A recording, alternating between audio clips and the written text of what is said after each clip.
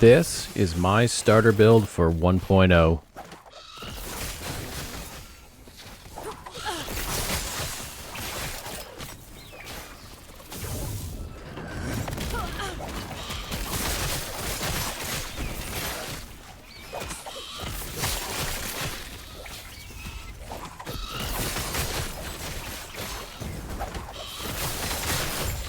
Hello and welcome. So today I want to show you all the build that I'm going to be playing at 1.0's launch. So this is a build that I've been working on for a while here for the launch of the Falconer reveal. By the way, shout out to Zizaran for working with us on that. He was amazing. It was so awesome to work with him and his editor, and the footage at the beginning of this video is from that reveal. This is actually the build that I was showing off on that reveal. So this is a new Shadow Dagger build that is arguably, potentially even faster than Shadow Dagger's Blade Dancer. That's still somewhat to be determined, and of course we're not at 1.0 yet, but I think there's a really strong chance that this could be even faster, and we will of course have a max roll build guide up for this. I will write one before 1.0, probably on the 19th. You should see that live. But in the meantime, I wanted to show you all what it looks like, at least on paper, what the expectation is going to be for this, how it's going to function, so that if you want to get a head start on theory crafting and playing around with this and just understanding what it's going to be in case you want to start it at 1.0, you can do that as well. All right, so here is the basics of how the build works. So Shadow Dagger Blade Dancer, if you're familiar with that, works with Shadow Cascade, and it works with Synchronized Strike, and you do a Synchronized Strike into enemies, and then you shift out, and that causes Shadow Cascade to go off, and that causes a bunch of Shadow Daggers from Umbral Blades, yada, yada, yada, etc. It's really cool. Definitely still one of my favorite builds. Top 3. This is now in the top 3 with it. Which one I like more is debatable. This is going to probably depend, but this one works a little bit differently than that. So instead of using Sync Strike Shadow Cascade, you are using Umbral Blades, but you're casting Umbral Blades through Aerial Assault. Aerial Assault is actually a movement ability that can cause you to travel almost the entire screen on the map. It's very, very quick, and it also has potentially a very short cooldown, which we'll get into in a minute, which is why it might be even faster than the Blade Dancer version. So to make this work, though, we need to take some nodes up here at the top. We need to take Twilight Strike for the Umbral Blades on Feather Burst. Feather Burst is what occurs when you reach your destination with a skill. You'll do a Feather Burst, and then from that, when you take Twilight Strike, you will do, in this case, 6 Umbral Blades at once. The way we have Umbral Blades set up, you'll see 3 of those are going to explode immediately, and then 3 will stick around to do the spins, the spinny stuff, the Blade Storms, yeah, there we go, the spinnies.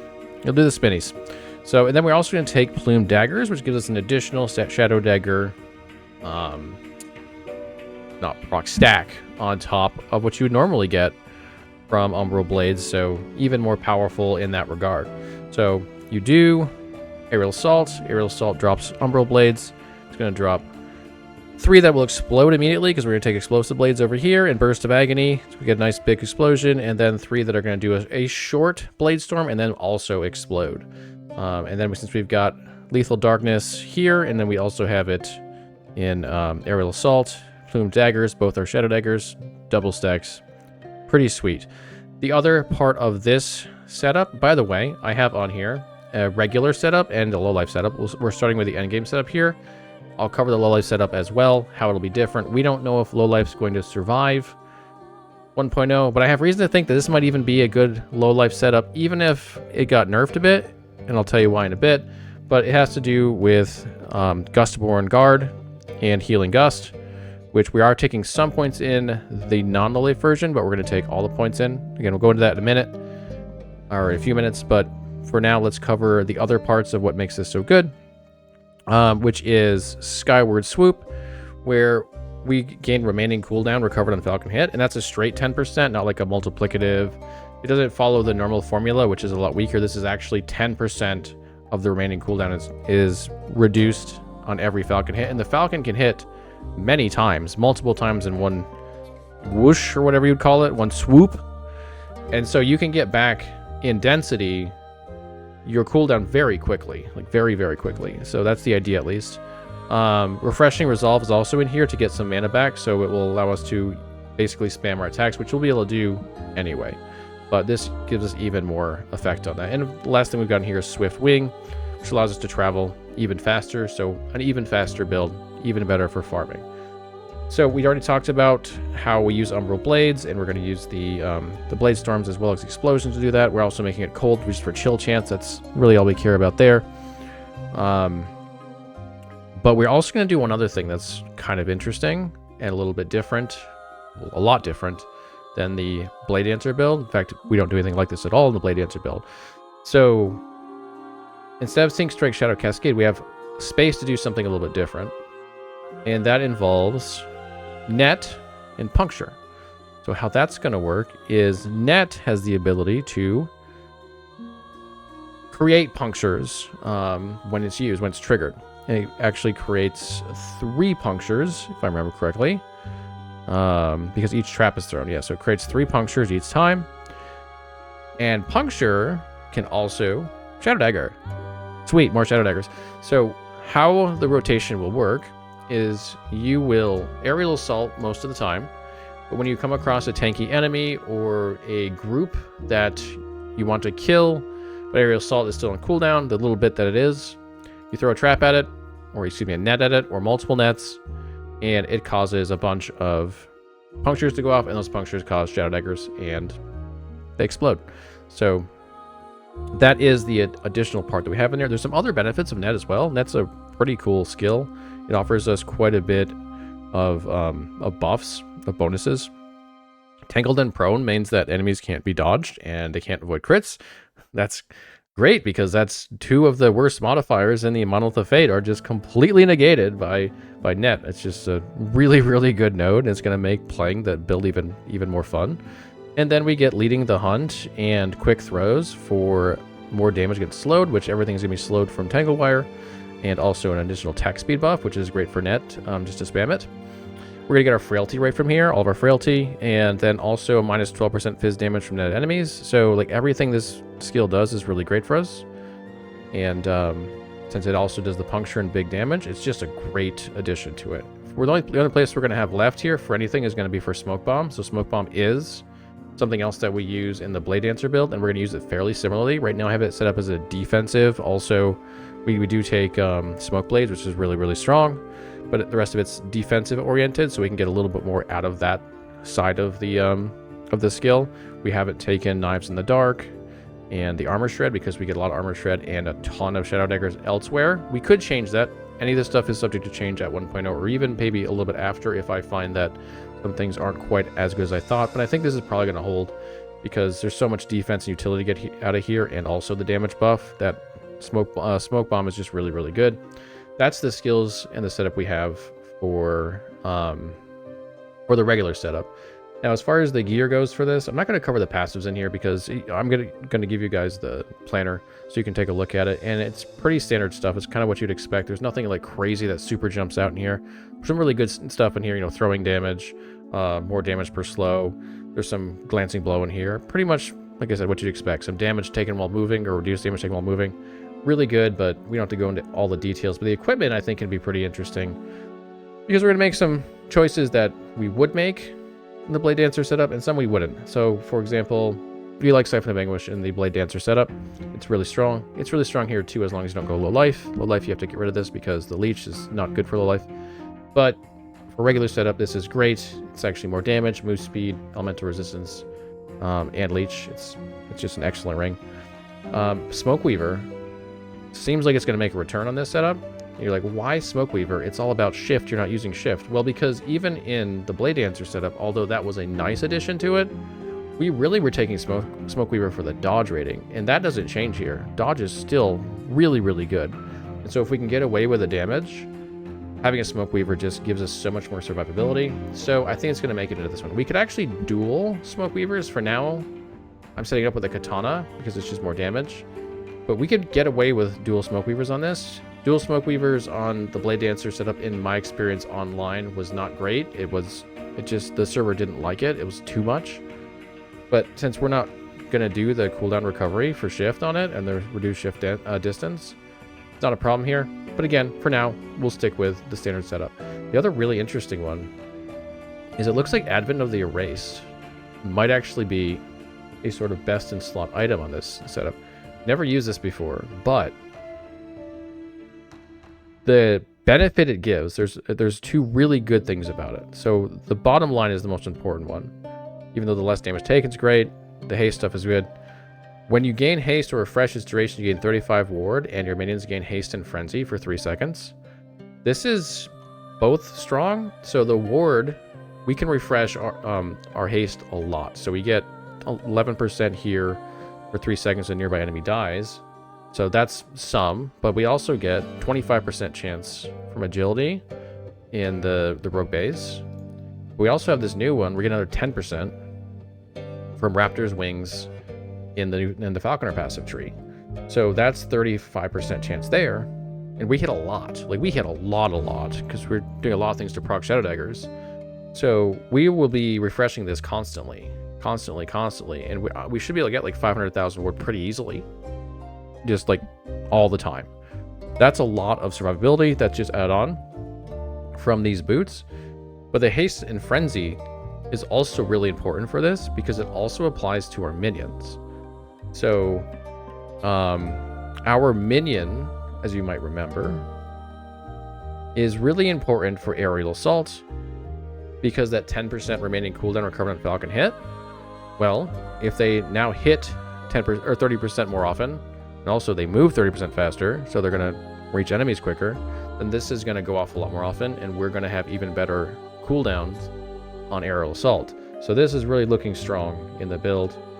I expect this to at least survive into 1.0 and probably stay in this version at least as long as low life isn't the meta. I mean, even if low life is, you'd go for this until you go low life, or you can go for this for a better farming setup because this will be a bit faster for farming. They're just a really cool option in here, and so I think they're going to make it. I really do. The rest of the stuff is pretty standard. Throwing damage, critical strike multiplier, pen with Shadow Daggers. Yeah, all the stuff you'd expect. Get your health, dexterity, get your resistances. Blessings are pretty much what you'd expect too. Crit multi, crit avoidance, endurance, armor, stun chance, there's not much there. And then, of course, the pen with Shadow Daggers makes a return in your idols, and then double healths. All the stuff you'd expect for that setup if you've played the Shadow Dagger Blade Dancer setup before. So a lot of similarities, but a lot of differences. Okay, let's talk about the low life though, because there's a few things in the low life that make it pretty crazy potentially. So most of it is what you'd expect if you know about low life right now. By the way, the gloves showing as a tier 5 is only because our planner currently can't show tier 6 or tier 7 sealed. It's something we have to just update. These will actually be a tier 7, so they'd be 20%. So the combination between, if you don't know about low life, let me explain real quick. Low life just means that we're going to use these affixes, current health loss per second and missing health gain as ward per second. And we're going to also stack ward retention so that we actually have multiple times more ward than we'd be able to get health. We use it on the gloves, we use Last Steps of the Living, and we use Exsanguinous to make that happen. Those 3 together, if they're max rolled, give you 55% of your missing health as ward per second. So you can see how the multiples happen pretty quickly. And normally you would have to stack ward retention through intelligence. That's not great for us. Strength is also not the best stat, but much better. So we take Cleaver's Solution, which gives us intelligence equal to our strength, and then we strength stack. It doesn't help our damage, but it gives us the ward retention and also gives us a ton of armor. And so this is a much better option, and we can pull this off. And then we can still have like a Smoke Weaver or something else here. Still do really good damage. This will do a little bit less damage overall than the non-low life version, but the trade-off I think is very much worth it here. We also have in here a Twisted Heart of Ukairos, which is becoming pretty standard, I think, for people to realize that this is, if you're going to go low life, 20% increased health. And then double strength stacking is just really, really strong. It's really hard not to take that.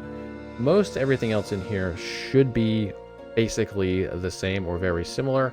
A couple of small shifts around in itemization because we can or we need to. but everything else should be about the same here. Blessings also are mostly the same. We do take armor here instead of endurance, because endurance frankly sucks on a life build, does almost nothing. Idols are also the same, so all that stuff is set up pretty much similarly. But why is this more powerful other than, well, you get a little bit more HP from here? Well, let's go back to Aerial Assault and this node here. So Gustborn Guard. Well, first let's start here. Healing Gust says directly using Aerial Assault recovers a portion of your missing health.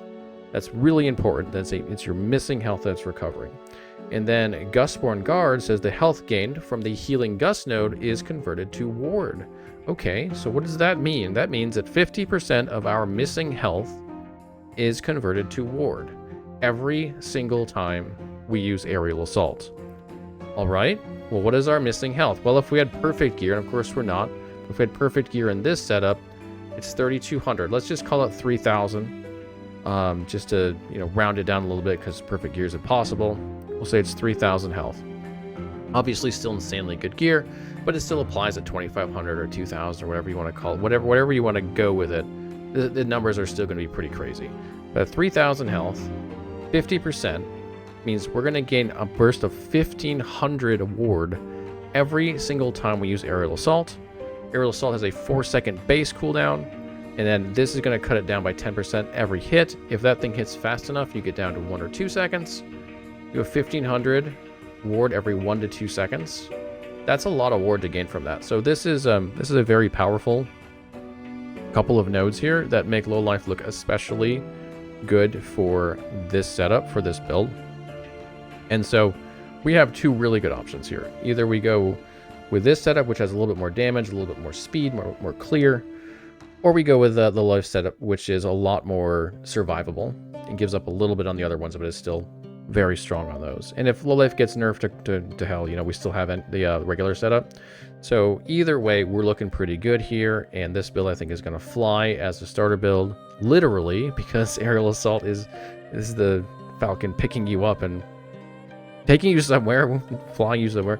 So it's a freaking fun build, guys. It really is, and I can't wait to play it on 1.0.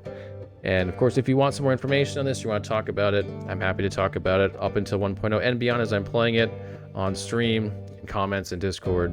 I'm super excited about this, and I can't wait to put the build guide in max roll, but hopefully this will at least give you guys a good feel for what it's going to be. Get you excited about it if you're into the Shadow Dagger setup, especially, or really fast builds, so you can think about whether or not you want to play it on 1.0. Thank you so much for watching. I hope you have a great time in Last Epoch, and I'll see you all again real soon.